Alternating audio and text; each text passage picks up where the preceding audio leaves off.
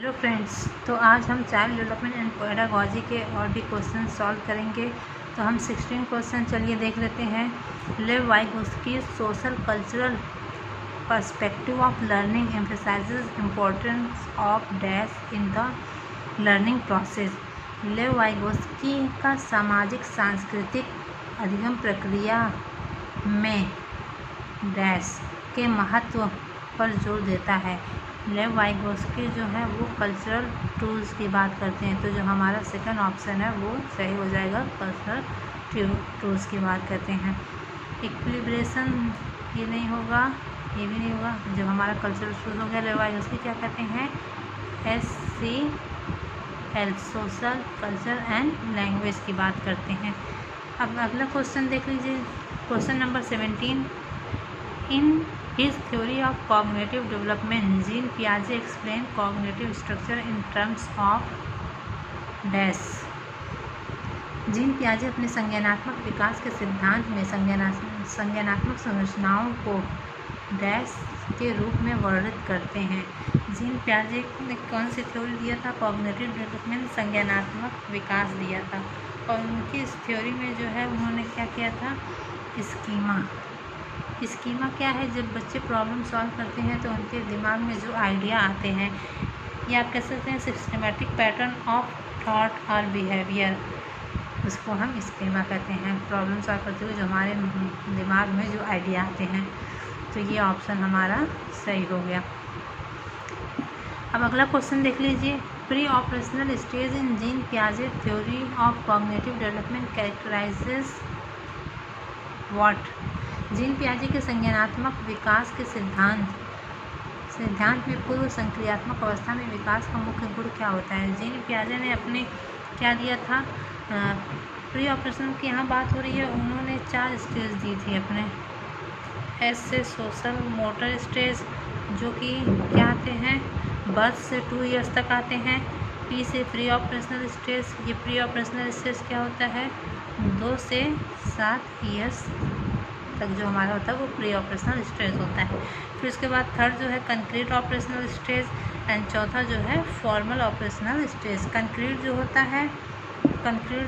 है वो 7 से 11 ईयर्स तक, एंड फॉर्मल 15 से और उसके ऊपर फॉर्मल ही हो गया। तो SPCF से आप याद कर सकते हैं। Sensory motor stage, pre operational stage, concrete operational stage and formal operational stage. तो प्री ऑपरेशनल स्टेज में जीन पियाजे ने जो उनकी ये जो पूर्व संक्रियात्मक अवस्था में विकास का मुख्य गुण क्या हो सकता है? सेंट्रेशन इन थॉट, विचार सोच में केंद्रित करा जाता है। किसी मतलब एक पर्सपेक्टिव को देखना, बच्चे क्या हो जाते हैं? किसी एक चीज़ पे ध्यान देते हैं।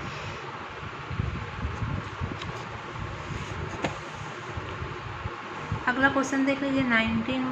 According to right of person with disabilities act 2016, which are the following terms is appropriated to use. दिव्यांगजन अधिकार अधिनियम 2016 के अनुसार निम्न में से किस शब्दावली का प्रयोग उपयुक्त है? स्टूडेंट विद क्रिपल बॉडी, छात्र जिसका अशक्त बॉडी हो, गलत हो जाएगा। रिटार्टेड स्टूडेंट, ये भी गलत। हैंडीकैप स्टूडेंट, विकलांग छात्र, इसको भी नहीं कह सकते, गलत हो जाएगा। स्टूडेंट विद फिजिकल डिसेबिलिटी, छात्र जिसे शारीरिक दिव्यांगता है, ये ऑप्शन हमारा सही हो जाएगा। अगला क्वेश्चन देख लीजिए। Sequence of development among children from birth to adolescence age, जन्म से किशोरावस्था तक बच्चों में विकास किस क्रम में होता है? तो हमारा ये हो जाएगा एब्स्ट्रैक्ट, कंक्रीट, सेंसरी, ये गलत हो जाएगा। Sensory, concrete and abstract. Sensory मतलब पहले जो सेंसेस के थ्रू बच्चे सोचते हैं, सेंस के थ्रू जो अपनी समझ बनाते हैं। फिर कंक्रीट, जिसको बच्चे क्या कर सकें? टच ना कर सकें, उसको हम कंक्रीट जिसको बच्चे टच कर सकें, फील कर सकें। एब्स्ट्रैक्ट उसका उल्टा हो जाएगा। तो पहले जो जन्म से किशोरावस्था तक बच्चों के विकास में क्रम कौन सा सही हो जाएगा? बच्चे पहले किसी चीज़ को क्या करेंगे? अपने सेंसेस के थ्रू देखेंगे, समझेंगे, सोचेंगे। फिर उसके बाद उसको क्या करेंगे? छुएंगे, फील करेंगे। फिर उसके बाद उनके दिमाग में वो चीज़ें क्या होंगी? विचार बन करके आएंगी। तो सेंसरी, कंक्रीट, एब्स्ट्रैक्ट, ये ऑप्शन सही हो जाएगा इस क्रम में। अब 21 क्वेश्चन देख लीजिए। Individual difference in a progressive classroom should be treated as, एक प्रगतिशील कक्षा में व्यक्तिगत विभिन्नताओं को किस प्रकार देखा जाना चाहिए। Important for planning of teaching learning process, अध्यापन अधिगम प्रक्रिया की परियोजना के लिए महत्वपूर्ण है। ये बात सही लग रही है। A hindrance to the process of learning, अधिगम की प्रक्रिया में बाधा कर रहा है, गलत हो जाएगा। A failure on the part of teacher, अध्यापक के पक्ष पर असफलता, ये भी गलत। Criteria for making ability based group, योग्यता आधारित समूह बनाने का मापदंड कि हम एक ग्रुप के लड़कों को एक मतलब एबिलिटी बेस पे कर दें, मतलब जिसकी एबिलिटी एक जैसी है उसको एक ग्रुप में और जिसकी एबिलिटी एक जैसी है उसको एक ग्रुप में कर दें, तो हमारा ये ऑप्शन सही रहेगा। एक प्रगतिशील कक्षा में जो व्यक्तिगत विभिन्नताएँ होती हैं, अलग अलग रंग रूप, चाहे पढ़ाई को लेके चाहे हर चीज़ को लेकर विभिन्नताएँ पाई जाती हैं, तो उसमें हमारा क्लासरूम कैसे होना चाहिए, किस प्रकार से दिख रहे हैं। Importance for planning of teaching learning process, अध्यापन अधिगम प्रक्रिया की परियोजना के लिए महत्वपूर्ण होना चाहिए। अब 22 क्वेश्चन देख लीजिए। In inclusive classroom emphasises should be on, एक समावेशी कक्षा में किस पर जोर देना चाहिए। Providing opportunity aiming at maximising potential of individual children, हर बच्चे के सामर्थ्य को अधिकतम करने के लिए अवसर प्रदान करने चाहिए। ये बात तो एकदम सही लग रही है। परफॉर्मेंस ओरिएंटेड गोल, प्रदर्शन अभिमुखी लक्ष्यों को, गलत हो जाएगा। अनडिफ्रेंशिएटेड इंस्ट्रक्शन, अविभेदी समरूपी निर्देश, ये भी गलत हो जाएगा। Segregation of student based on their social identity, सामाजिक पहचान के आधार पर छात्रों को अलगाव करना, मतलब कोई मतलब सोशल आइडेंटिटी, उसके समाज में क्या पहचान है उस बेस पे हम बच्चों को क्या करें, सेग्रीगेट कर दें, ये भी बात गलत हो जाएगी। मैंने आपको बता दिया गया है, सेग्रीगेशन जहाँ अलगाव की बात हो वो ऑप्शन गलत हो जाता है। तो इन 22 का जो पहला ऑप्शन है वो हमारा सही हो जाएगा। अब क्वेश्चन देख लीजिए 23। Problem solving abilities can be facilitated by, समस्या समाधान क्षमताओं को किस प्रकार सुसाध्य किया जा सकता है। जनरेट फियर अमॉन्ग स्टूडेंट, विद्यार्थियों में डर की भावना पैदा करके, गलत।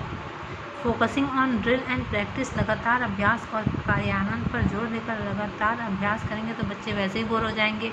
Encouraging fixed process of solving the problem, समस्याओं को हल हेतु अटल प्रक्रिया का इस्तेमाल करके, फिक्स आ गया, फिक्स नहीं होना चाहिए, फ्लेक्सिबिलिटी होना चाहिए, लचीलापन होना चाहिए, ये भी गलत हो गया। तो हमारा जो फोर्थ ऑप्शन है इनकरेजिंग यूज़ ऑफ एनालॉजीज, समरूपों का इस्तेमाल को बढ़ावा देके हमको क्या करना चाहिए, प्रॉब्लम सॉल्विंग एबिलिटी को करना चाहिए।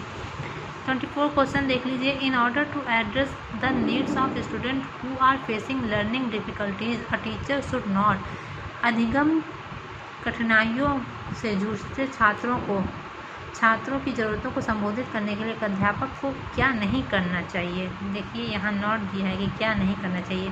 Practice rigid structure for pedagogy and assessment, शिक्षा शास्त्र और आकलन की जटिल संरचनाओं का प्रयोग करके, ये हमको नहीं करना है, जटिल नहीं करना है। मैंने आपको बता दिया रिजिड, कठोर नहीं करना, फ्लेक्सिबिलिटी लाना, लचीलापन लाना है। Use multiple audio visual aids, द्रव्य श्रव्य सामग्री का इस्तेमाल करके, ये तो बात सही लग रही है, अच्छी है। यूज़ कंस्ट्रक्टिव पेडागोजिकल अप्रोचेज, संरचनात्मक शास्त्रियों को उपागम का इस्तेमाल करके, ये भी सही हो जाएगी। डू इंडिविजुअलाइज्ड एजुकेशनल प्लानिंग, व्यक्तिगत शैक्षिक योजना बनाना, ये भी सही हो जाएगा। अब 25वां क्वेश्चन देख लीजिए। यहाँ पे दिया है कि dash is the primary identifying feature of creativity,